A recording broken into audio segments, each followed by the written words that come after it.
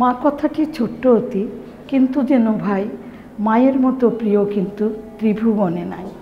মায়ের দোয়া সবচেয়ে বড় দোয়া। মায়ের পায়ের নিচে সন্তানের বেহেশত। প্রিয় দর্শক, মাই টিভির বিশেষ আয়োজন মা আমার মা অনুষ্ঠানের পক্ষ থেকে আমি কাজলী আহমেদ সবাইকে জানাচ্ছি অনেক অনেক প্রীতি আর শুভেচ্ছা। মা আমার মা এই দুষ্প্রাপ্য অনুষ্ঠানটির গ্রন্থনা ও পরিকল্পনা করেছেন নাসিরউদ্দিন সাথী। প্রতিটি শ্রেণী পেশার মা মা আমার মা অনুষ্ঠানে অতিথি হয়ে আসেন। তারই ধারাবাহিকতায় আমাদের আজকের অতিথি মমতাজারা। চলুন দর্শক শুনি তার জীবনের গল্প। মমতাজারা কলকাতার মছুয়ায় জন্মগ্রহণ করেন 10 নভেম্বর 1967 সালে। পিতা মৃত মোহাম্মদ শফিউল্লাহ, মাতা মৃত ফিরোজা বেগম। মমতাজারা কর্মজীবনের অধিকাংশ সময়ে নিজেকে ব্যস্ত রাখেন শিক্ষকতা পেশায়। Manarat international school, ISD Dhaka ও আগা খান স্কুলে। 1987 সালের 13 মার্চ মোহাম্মদ আব্দুর রহিমের সাথে বিবাহ বন্ধনে আবদ্ধ হন তিনি। কানাডায় অধ্যয়নরত আনিকা মারিয়া এবং আয়েশা সানি নামে 2 কন্যা সন্তানের জননী আমাদের আজকের মা আমার মা অনুষ্ঠানের অতিথি মমতাজারা।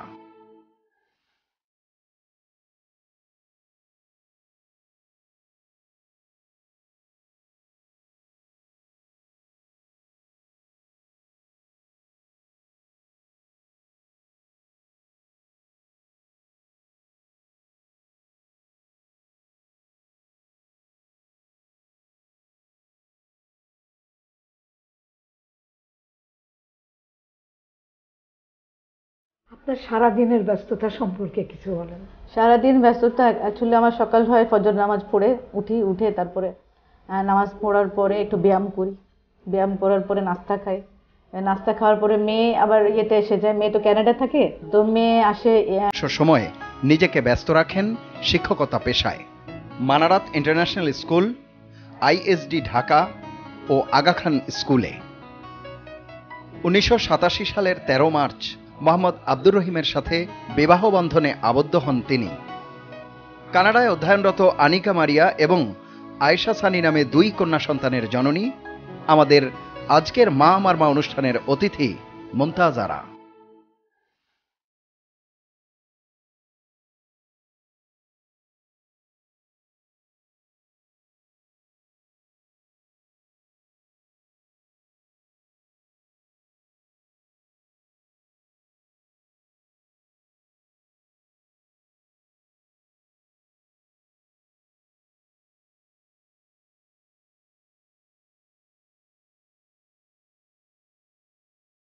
আপনার সারাদিনের ব্যস্ততা সম্পর্কে কিছু বলেন।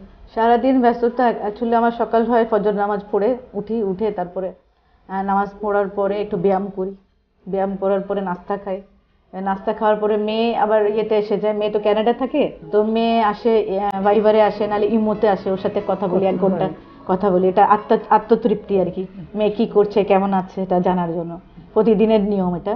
এরপরে তো প্রযুক্তিকে ধন্যবাদ না দিয়ে পারা যায় না। হ্যাঁ, আরো কিছুদিন আগে যদি যেত তাহলে আমার মনে হয় না এইভাবে এত সুন্দরভাবে দেখতে পারতাম। ওকে, তো ওই কথা বলার পরে কিছুক্ষণ পর নাস্তা টাস্তা খাই, নাস্তা খাওয়ার পরে আবার দুপুরের জোহরের আজান দেয়, নামাজ পড়ে ফেলি, এরপর একটু রেস্ট নিয়ে হাঁটাহাঁটি করতে যাই।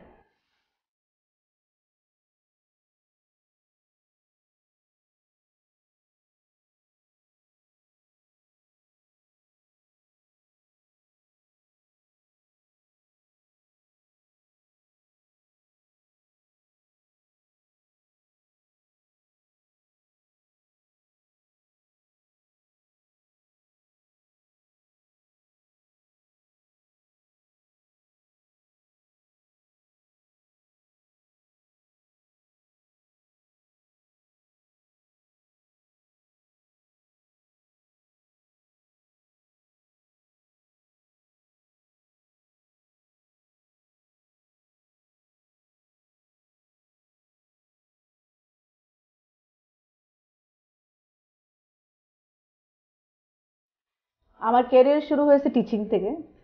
আমি ফার্স্টে মানে আমি তখন নিজেই স্কুলে পড়ি, তখন আমি টিচিং স্টার্ট করি মানারাত ইন্টারন্যাশনাল স্কুল। ওখান থেকে তারপরে গেলাম আগা খান স্কুল, তারপর আইএসডি, এরপরে লাস্ট ফিউ ইয়ার্স ধরে আমি প্রিন্সিপাল হিসেবে জব করি। এখন হ্যাঁ, প্রিন্সিপাল ছিলাম, লাস্ট কিছুদিন আগে ছেড়ে দিয়েছি। সিলেটে ছিলাম, কষ্ট হতো থাকা খাওয়া, ওই জন্য এটা ছেড়ে আমি ভাবলাম নিজের কিছু করব, নিজের কিছু রেখেই গেছি করার জন্য।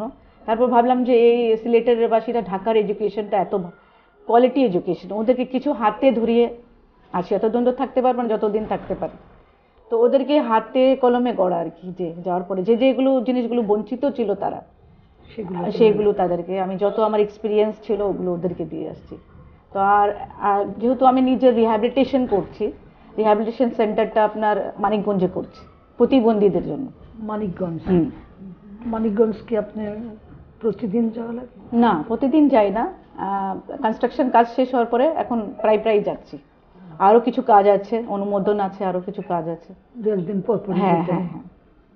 তো ওখানে ওদের জন্য ওয়ার্কশপ করব, যে ওরা যারা যেটা পারে সেটা দিয়ে সেই জিনিসগুলো ওরা ম্যানুফ্যাকচার করবে। এবং ওদেরকে যে আমাদের দেশের রিহ্যাবিলিটেশনগুলো খুব ব্যয়বহুল, তো আমি যেটা করব এটা একদম ফ্রি অফ কস্ট থাকবে। একটা মহৎ উদ্যোগ। হ্যাঁ, এটা আমি দেখেছি যখন আমার এটার পেছনে একটু স্বার্থ আছে সামান্য, এটা না বলে পারছি না। আমার স্বার্থটা, আমার ভাই কিন্তু এরকম, আমার ছোট ভাই, ও ক্লাস 10 পর্যন্ত পড়ছে, পড়ার পর থেকে ওর সিজোফ্রেনিয়া, ওর পরে কন্টিনিউ করতে পারেনি। তো আমি ইন্ডিয়াতে রাখার পরে দেখছি খুব ব্যয়বহুল, এখানেও খুব ব্যয়বহুল। তাই আমি ভাবলাম যে এরা যাবে কোথায়, এদের মতো ছেলেরা, এদের মতো মেয়েরা যাবে কোথায়? এরা তো অনেকে আছে অ্যাফোর্ড করতে পারে না। তো এই কারণে আমার নতুন একটা জিনিস, যে মানুষের জন্য যেখানে এত কম, এত ব্যয়বহুল, একটু কিছু করি যাতে মানে বিনা পয়সায় তারা চিকিৎসা পায়।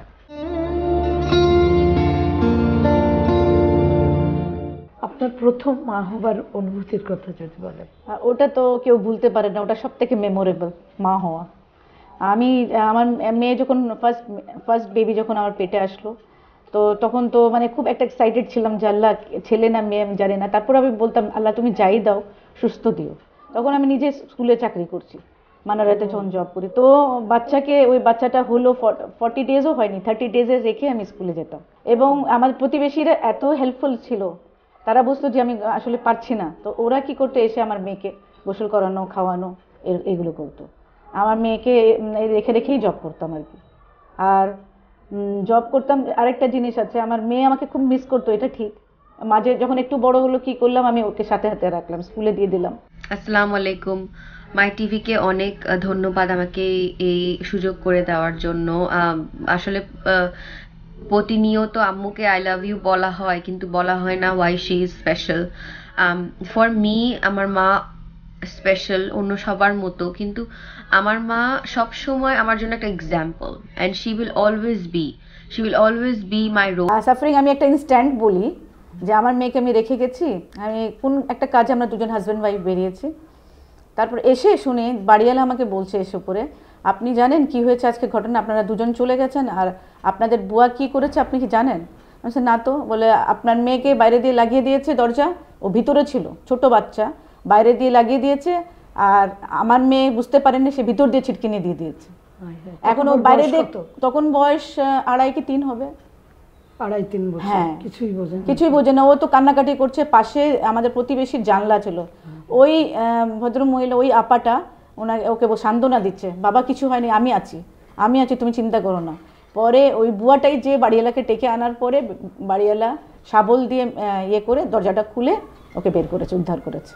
আর আমার মেয়ে খুব ভয় পেয়ে গেছিল, এরপর আমাকে ধরে কাঁদতো, না আম্মু যেও না এরকম করতো। তো এই জন্য আমি মনে করি এটা আসলে খুব কষ্টদায়ক, একটা চাকরিজীবী মায়ের জন্য বাচ্চাটাকে মানুষ করা মানে খুব কষ্ট, ডাবল ট্রিপল জব আর কি। একটা চাকরিজীবী মা খুবই কষ্টকর হয়ে একটা মানুষ করা, যদি কেউ আত্মীয় স্বজন না থাকে, আপনজনের না থাকে, হ্যাঁ, দাদা দাদি, নানা নানি বা ফুপু খালা যদি না থাকে, একটা মায়ের খুবই কষ্ট মানুষ করা বাচ্চার। আপনি যখন বাসায় বাচ্চাটাকে রেখে স্কুলে যেতেন, তখন আপনার ভিতরে কি অস্থিরতা কাজ করতো? হ্যাঁ, অনেক অস্থিরতা, বিশেষ করে যখন আমি দেখে যেতাম যে অসুস্থ রেখে যেতাম, তখন বেশি ওয়ারিড থাকতাম, বেশি খারাপ লাগতো। আমার আম্মু বেসিক্যালি টিচার। আমার আম্মু আমাদেরকে অনেক ভালোবাসেন, আমরাও অনেক ভালোবাসি আম্মুকে। যখন আমার আম্মু গরিবদেরকে দেখে, ওদের সাথে কথা বলার জন্য চেষ্টা করে, ওদের সাথে মিশে, আমার অনেক ভালো লাগে ওটা। তখন আমি চিন্তা করি আমার আম্মুর মতো আমি হতে চাই। অনেক কেয়ারিং আমার আম্মু, অনেক লাভিং। আমি মাঝখানে ফেসবুকে আমি দেখেছি একটা ছেলে একটা মাকে মারতে, আমার অনেক খারাপ লেগেছে। তখন আমি চিন্তা করেছিলাম আমরা কখনো আমার মা বাবার সাথে কখনো এই ব্যবহার করব না। আজকে যদি আমার মা বাবা না থাকতো তাইলে তো আমরা দুনিয়াতে আসতে পারতাম না, তাই না? মা বাবা আছে দেখিয়ে তো আজকে আমরা দুনিয়াতে আসছি। তো আমরা যদি মাকে সম্মান না দিতে পারি তাহলে আমরা দুনিয়াতে কিসের জন্য আসছি?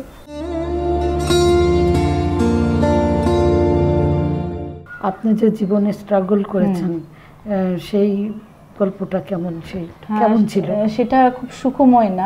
আমি যখন ছোট ছিলাম তখনই বাবা মাকে হারাই, মেয়ে পেটে আসে, তখন গলব্লাডার অপারেশন করতে যে মা মারা গেল ভুল চিকিৎসা। আর বাবাকে হারাই, বাবার লিভার সিরোসিস হয়েছিল, খুব আমরা ক্লাস 4-এ পড়ি তখন। এরপরে যেহেতু বাবা ছিল না, এই জন্য আমি সেই ছোটোবেলা 6 থেকে টিউশন করি। ক্লাস 6-এ যখন নিজেই আমি ছাত্রী, বয়স বেশি ছিল না তখন, কিছু শাড়ি পরে যেতাম মানুষের বাসায় যাতে একটু ম্যাচিওর লাগে আমাকে, এবং আমার ছোট ভাইটাকেও লেখাপড়া শেখানো আমি করতাম। আর তারপরে আমার আস্তে আস্তে এমন সময় এলো যে এক সময় আমার বিয়ে হয়ে গেল। মা বললো যে আমি তোকে, তোর বাবা নেই, একটা ভালো পাত্র দেখে আমি তোর বিয়ে দিয়ে দিতে চাচ্ছি, আমার একটা গার্ডিয়ান লাগবে। তখন আমি অনেক ছোট, 9-এ পড়ি। তো ওই সময় আমার বিয়ে মানে বুঝতাম না। তারপরে মা কষ্ট করছে, ভাবলাম যে মা যখন কষ্ট করছে একটা গার্জেন পাবো, এটা আমি স্যাক্রিফাইস করলাম যে না, বিয়ের পরে পড়াশোনা করবো। এরপরে তো পড়াশোনা করলাম, স্কুলে টিচিং স্টার্ট করলাম, ঘাট প্রতিঘাত অনেক কিছু আপ অ্যান্ড ডাউন লাইফে আসলো। ইকোনমিক্যালি মানে পয়সা টয়সা দিয়ে আমার হাজব্যান্ড ওই সময় অনেক খারাপ সময় যাচ্ছিলো যখন আমাকে বিয়ে করেছে। তখন আমি যদি হাল না ধরতাম, টিউশনটা না করতাম, যদি স্কুলে জব না করতাম, আমার জন্য খুবই কষ্টকর হয়ে যেত। হয়তো গ্রামে যে আমাকে থাকতে হতো, গ্রামেই সব কিছু আমার হতো আর কি। আমি এটা চ্যালেঞ্জ হিসেবে নিলাম যে কি মানুষ চাইলে কি না করতে পারে। মা হিসেবে তো যথেষ্ট ভূমিকা পালন করেছে, কিন্তু যখন তার টিচিং জব ছিল, বুঝলেন, মেয়েদের তরফ থেকে তো তারা মানে এখন থেকেই যে খুব আর কি, মা বাপ ছাড়া তারা কিছু বোঝে না, তাদের শেয়ার, তাদের ফিলিংস, তাদের what they are doing, what they are earning, what their fathers and mothers need, এটা সবসময় ইনকোয়ারি করে। অ্যাট দ্য সেম টাইম ফুলফিলও করে, চেষ্টাও করে। অনেকের হয়তো মা বাবার সাথে তার চাচা থাকে, ফুফাতো বোন, এটা ওটা ফ্যামিলির আরও অন্যান্য লোক থাকে, কিন্তু আমার বেলায় সেটা ছিল না। যে সহযোগিতাটা আমরা পেয়েছি আমাদের আমলে, মানে আমাদের সময়, আমাদের শৈশবকালে, কিন্তু সে সুযোগ সুবিধা আমার মেয়েটা পায়নি। আপনার তো দুটি মেয়ে, ছেলে নাই। তো আপনার কি স্বপ্ন পূরণ হয়েছে? আপনার লক্ষ্যে পৌঁছাতে পেরেছেন? আলহামদুলিল্লাহ আংশিক আমি পৌঁছেছি, আর আংশিক পৌঁছাবার জন্য স্ট্রাগল করে যাচ্ছি। আংশিকটা এই যে মেয়েদেরকে আমরা ভালো জায়গায় পড়াশোনা করাতে পারছি, আলহামদুলিল্লাহ খুব ভালো। আর একটা মানে পার্ট আছে যেটা ফুলফিল হলে আমার পুরো স্বপ্ন পুরো হয়ে যাবে। আমি একটা রিহ্যাবিলিটেশন করতে চাচ্ছি প্রতিবন্ধী, অলরেডি আমি ওখানে বিল্ডিং করেও ফেলেছি। আর সেকেন্ড হচ্ছে মসজিদ, মাদ্রাসা, স্কুল, হসপিটাল, যেগুলো একটু ব্যতিক্রম হবে, নট মানে যেমন কমন মসজিদ ওরকম না, মসজিদে নববী। তারপর আরও যে মাদ্রাসা হবে, ছাত্ররা কিন্তু না বুঝে মুখস্থ করে, ওরা বুঝবে কি পড়ছে সব। আর স্কুল, হসপিটাল, এইগুলো, হসপিটালটা আমার মা মানে ভুল চিকিৎসার জন্য আমার মা মারা গেছে, হসপিটাল উনার মেমোরিতে করতে চাই যাতে কেউ ভুল চিকিৎসায় মারা না যায়। বড় মেয়ে তো কানাডাতে আছে, আপনি কি মিস করছেন? অবশ্যই মিস করছি, মিস অনেক করি। কিছু খেতে গেলেও মনে পড়ে, গলায় আটকে যায়, মনে হয় যে আমার মেয়েটা কিভাবে খাচ্ছে। কথা হচ্ছে প্রতিদিন যেহেতু আল্লাহর রহমতে যে টেকনোলজি অনেক অ্যাডভান্স, এই জন্য মেয়েটাকে দেখতে পাই, স্কাইপি হোক বা ইমো হোক, বাইরে দেখতে পাচ্ছি, দেখে একটু মনটা কষ্টটা কম লাগে, কিন্তু তারপরে খুব মন খারাপ থাকে। খাওয়াতে পারছেন না, ছুঁয়ে দেখতে পাচ্ছেন না। জি মায়ের কথা খুব মনে হয় না? হ্যাঁ, উনি তো লাস্ট 10-15 ইয়ার সবসময় ঘুমালেই মাকে পেতাম, ঘুমিয়ে দেখতাম। অনেক বছর আমি খুব অ্যাটাচ ছিলাম, ভুলতেই পারছিলাম না, ঘুমালেই মাকে দেখতাম। তো এই জন্য ফিল করতাম না, দিনে উঠে মাকে মনে করতাম, মিস করতাম, কিন্তু রাত্রে মিস করতাম না, সবসময় উনি থাকতেন আমার সাথে। অনেক হাসি খুশি ছিলেন উনি, হাসি খুশি। রান্না বান্না যেমন করতেন তেমন ঘর সাজিয়ে রাখতেন। আর আমার বাবা তো অ্যাডভোকেট ছিল, লয়ার ছিল। মায়ের শিক্ষাটা আপনার কাজে লেগেছে? হ্যাঁ, মায়ের শিক্ষা, আমি এখনো মাকে ফলো করি। মা কীভাবে চলতো ফিরতো, কীভাবে রান্না করতো, সেই যে রান্না করতো, মানে দূর পর্যন্ত ঘ্রাণটা যেত, আশেপাশের লোকরা মনে করতো কিছু স্পেশাল হচ্ছে, এত ভালো রান্না করতো আমার।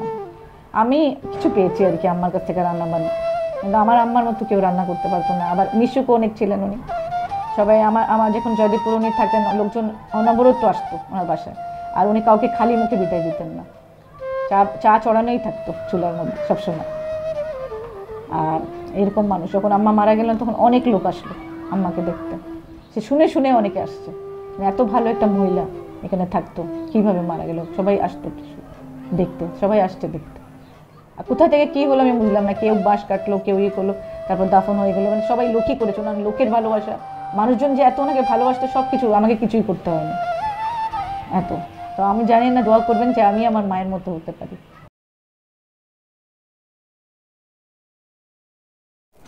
আপনি তো একজন টিচার, তো কর্মজীবী মায়েদের উদ্দেশ্যে আপনার পরামর্শ কী? আমার পরামর্শ হচ্ছে, স্কুলে যখন আপনি বাচ্চাদেরকে নিজের বাচ্চাকে যখন ভর্তি করবেন তখন আপনার খেয়াল রাখতে হবে, আরও দায়িত্ব বেড়ে যাচ্ছে আপনার, যে আপনার খেয়াল রাখতে হবে, মনিটর করতে হবে বাচ্চারা স্কুলে ঠিকমতো যাচ্ছে কি না, ঠিকমতো পড়াশোনা করছে কি না, কার সাথে মিশছে, কোনো খারাপ সঙ্গ আছে নাকি, এগুলো আগে থেকে যদি মারা খেয়াল রাখে, আমার মনে হয় না আর কোনো জটিলতা হয়। এই জন্য আমি মাদেরকে বলবো যে আপনার বাচ্চাকে স্কুলে ভর্তি করার পরপরই আপনার নজরদারিটা করা হতে হবে, এই সতর্কতা অবলম্বন করলে বাচ্চারা ভুল পথে যাবে না। আজকাল কত রকমের কত কিছু শুনি যে বাচ্চাদের সাথে অনেক আছে যে মিশে, অন্য খারাপ কোম্পানিতে মিশে তারা ড্রাগ এডিক্টেড হয়ে, সুযোগটা পাবে না। এই সুযোগটা পাবে না, জানবে যে আমার মা আমার নজরদারি করছে, আর সে জানে আমার ব্যাপারে। এই জিনিসটা আসলে আমি পরামর্শ দিতে চাই, এটা খুব ইউজফুল। ধন্যবাদ আপনার সুপরামর্শের জন্য, আর ধন্যবাদ মা আমার মা অনুষ্ঠানে সময় দেওয়ার জন্য। আপনাকে অনেক অনেক ধন্যবাদ। আপনারা এই শোটা চালিয়ে যান, এটা ব্যতিক্রম অনুষ্ঠান, এটা আমি অনেক শখ করে দেখি, আমার মতো অনেক মারাও দেখে, তো এই জন্য এর দীর্ঘ এটা আশা করছি আর কি, দীর্ঘ সময় পর্যন্ত থাকুক আমরা আশা করছি। প্রিয় দর্শক, মা আমার মা অনুষ্ঠানে আবারও দেখা হবে কোনো এক মাকে নিয়ে। সে পর্যন্ত সবাই ভালো থাকবেন, সুস্থ থাকবেন, শুভকামনায়। আল্লাহ হাফেজ।